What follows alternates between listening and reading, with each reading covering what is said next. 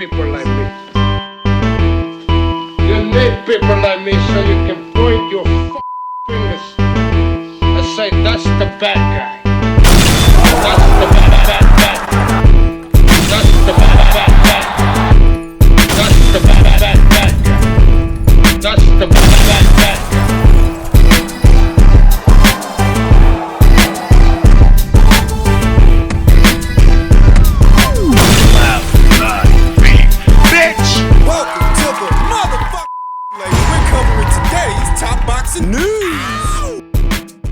Okay, we'll start with this. The viewing figures for what was Serrano versus Mansour this past Friday on TikTok, drawing 3.4 million views and about another 300,000 on YouTube for what was her 50th win.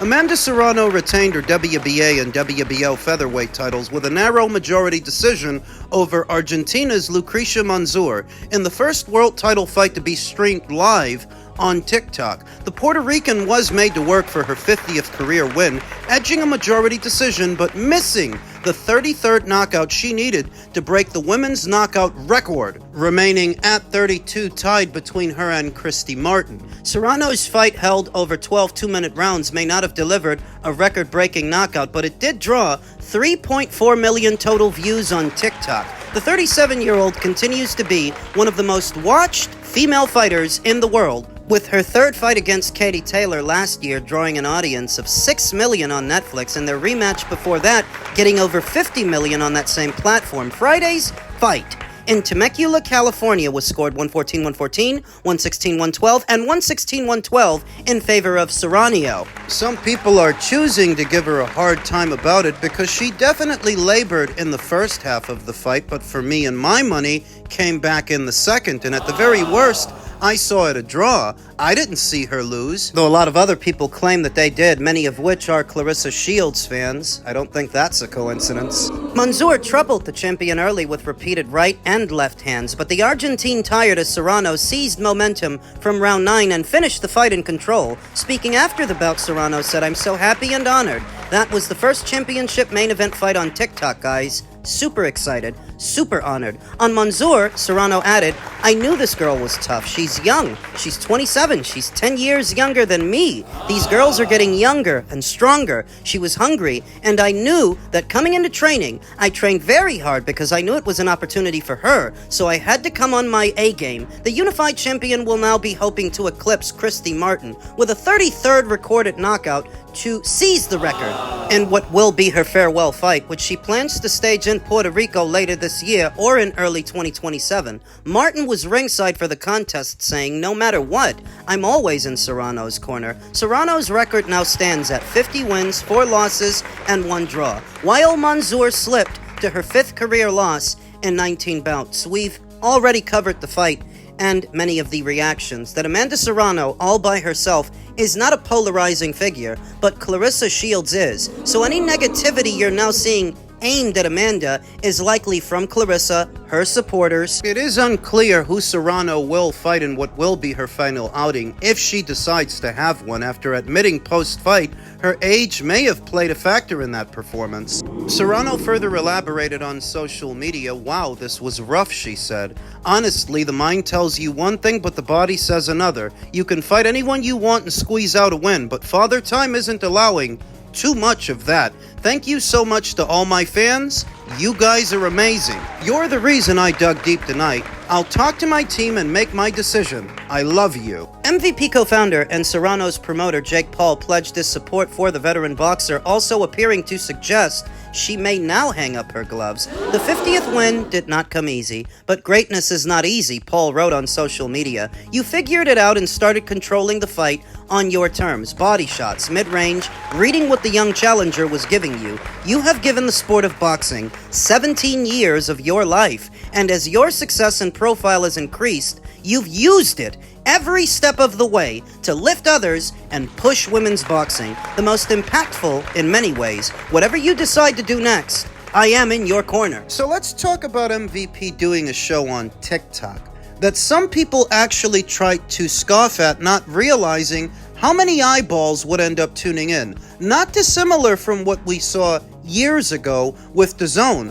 when they debuted in this market, and people like Bob Arum and the guys at the PBC, even Frank Warren, they laughed at the idea that boxing matches should be happening on an app. You fast forward a couple of years, and now that's the standard. Time has made fools of them all since they've all converged on the same app they once used to mock. So that when you see people mocking the idea that boxing matches could happen on a social media platform, look at those viewing figures. I swear to God, these people are fucking stupid, because any platform that can draw 3.4 million eyes to it yields big ad revenue, big advertising opportunities. Granted that people don't conventionally go to TikTok for long-form content, much less boxing matches, but that could change the more you do it, because it's immediately accessible to a lot of people. And what have I been telling you? That's what boxing needs to go back to. Being accessible. Boxing as an industry has wrestled to get the younger audience involved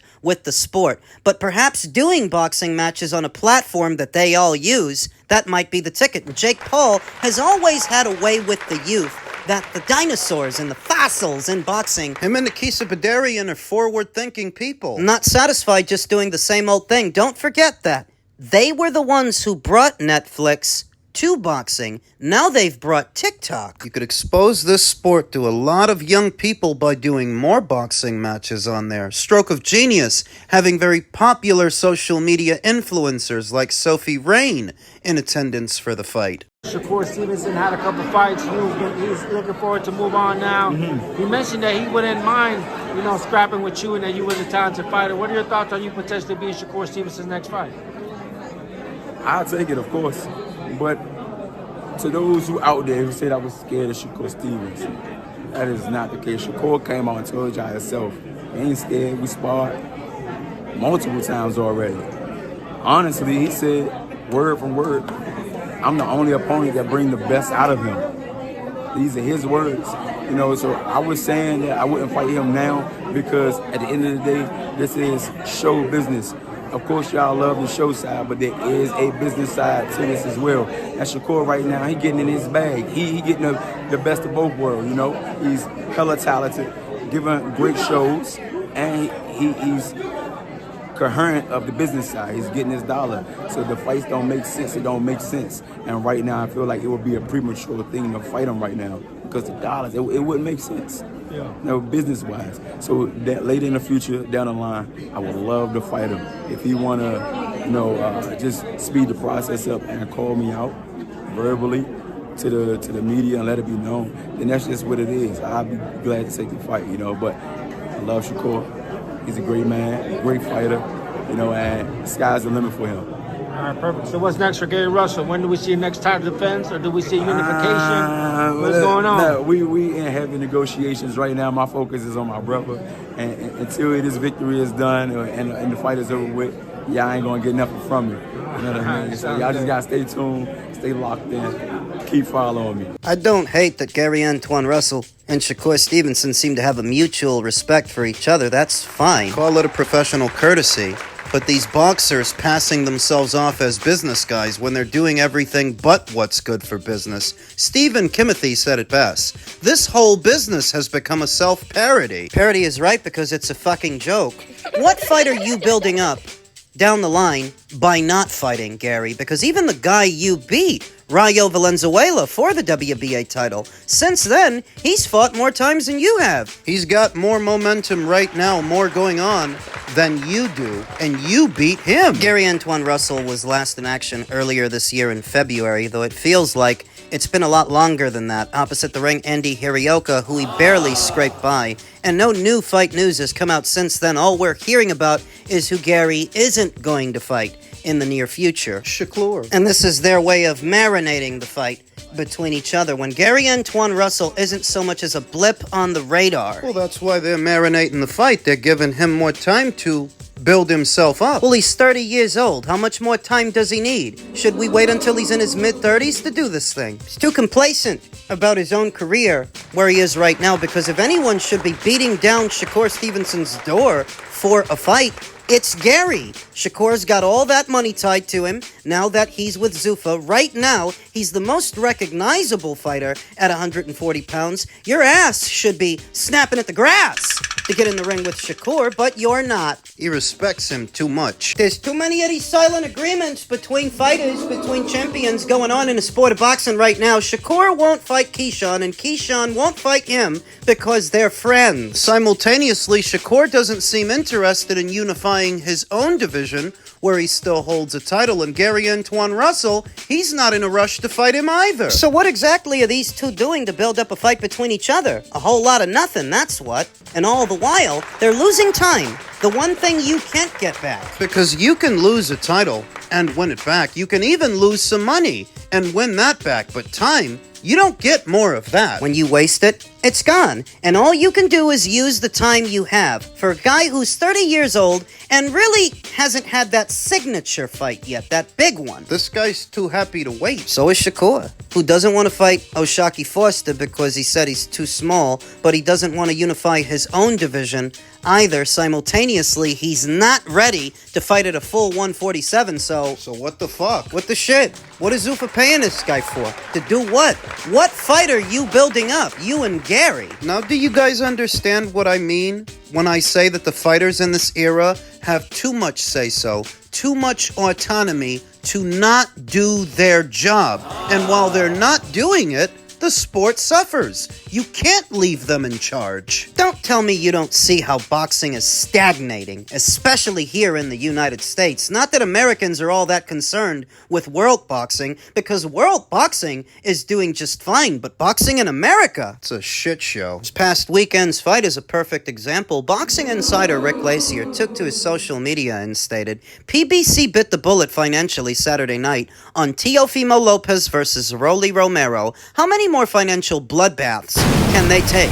It's not going well for the invisible man at PBC, aka Al Heyman, as most in attendance received comped tickets, as there were very few tickets actually sold, according to ticket sales expert and reseller, hashtag Mr. Pullup, Chris. Chris knows boxing tickets. The point being, when it comes to a lot of what's on the schedule, and the guys that are fighting, the audience doesn't seem to care. They don't seem to respond to that. And the ones that should be fighting, like Shakur and Gary, aren't. So maybe it's about time the industry of boxing stop letting these guys pretend they know what they're doing, take away the play phone, and get these guys to do their job. Because you know what? You're not business guys. You're not managers, you're not promoters, you barely know how to promote yourselves as a commodity. You need to fight and focus on fighting. Because what do you think is happening when you're not fighting? Mi estimado José, ¿cuáles son las últimas noticias de David Benavidez? Pues ahorita estamos en campamento en Seattle, Washington con David Benavidez. Estamos buscando las peleas más importantes, las peleas que la gente quiere ver, como Opetaia, Bivol, Beterbiev. Y pues creo yo que David Benavidez ahorita está, para mí, creo yo que es el peleador más excitante que trae mucha acción en cada pelea que se sube arriba del ring y queremos pelear a los mejores. Él me dijo que quiere pelear a los mejores.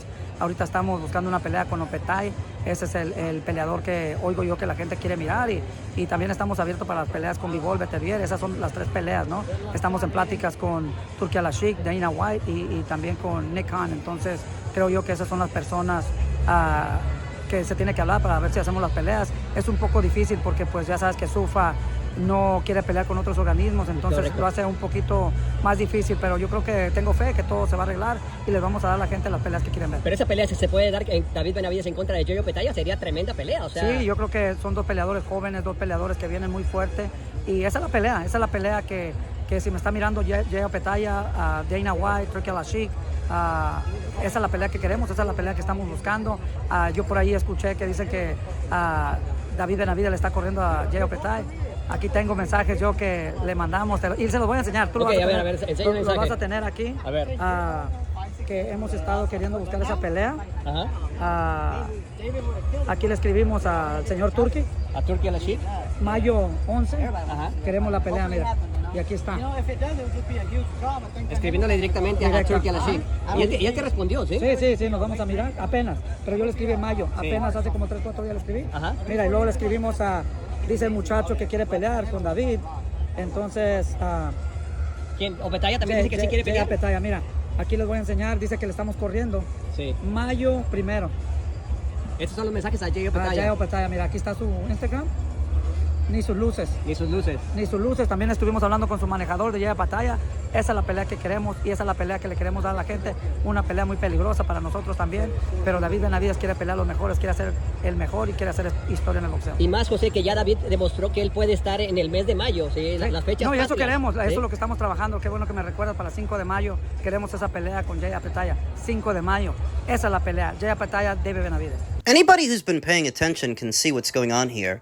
Team Benavidez is only now, all of a sudden, warming to the idea of fighting Opetaia because Turkey's got it in his head he should move up in the near future to fight Usyk as soon as next year. Where for them, and for doing that, they may as well stay put, stay at cruiser, and fight Opetaia, since they only just now arrived at cruiser and are on the eve of what is only their second fight at that weight. Now you want to do it. Where before you were the ones blowing that fight off. The only reason people have got it in their head that David Benavidez doesn't want that fight is because he's the one that told him so. That Opetaia doesn't sell, he isn't known, and that's what he was saying when Jai had a belt. When he got stripped of it, they used that as a reason not to fight him. And that he's at Zuffa. But what did I tell you guys weeks ago? Pay attention to what happens with Ryan and Connor, because as soon as that fight gets made, David's excuses go out the window. Connor's with Zuffa, Ryan's with Golden Boy. They're fighting. So what's your excuse? Oh, you don't have one. Exactly. All of a sudden, you're open to fighting Jai in the not-so-distant future because what Turkey wants is for you to move up again. David's upcoming fight with Mikhail Cieslak in December is said to be his final fight of his existing promotional deal, after which he will enter free agency and be free to migrate over to Zuffa to do that fight with Jai. But it's not because he really wants to, so much as it's the lesser of two evils. They figure fighting Jai is at least safer than going to heavyweight. People saw Usyk in his last fight with Rico Verhoeven. He's a much bigger man than he is and a much bigger man than David, and they think he slipped enough that David might stand a chance. What are you, blind? It was his size and strength that Usyk struggled with, if anything, none of which David Benavidez brings to the table. You put David in there with Usyk in the near future, you're gonna find out real fucking fast how much he don't belong at heavyweight. I don't see that one happening. Turkey's got this sort of wish list of cartoon fights that don't make a lot of sense, but he's got the money to make them happen, so he figures that they can. But I'm telling you, Benavidez versus Usyk, it ain't a thing. I don't think it happens, Benavidez versus Opetaia. Now that one might. If for no other reason than the walls have been closing in on David Benavidez for months, and I told you this months ago. The moment he sets foot in the cruiserweight division, the buck stops there, because you won't have an abundance of alternatives to a Opetaia fight. Going to cruiser, you leave behind the Bivol fight. You leave behind the Better B fight. You're stuck. You're fucked, because the only guy worth any money, with any money behind him up there, is Jai. You don't make enough on your own to not fight him. If he did, he would stay in his bubble, as PBC fighters so often have in previous years, whereas now the landscape is different, and the axis of power has shifted. You're never gonna make any real money until you're willing to risk something, and you haven't made real money yet. Not even with your old sparring partner, Zerto, on Cinco de Mayo weekend. He's probably gonna do it. Not because he wants to, but because he's running out of options.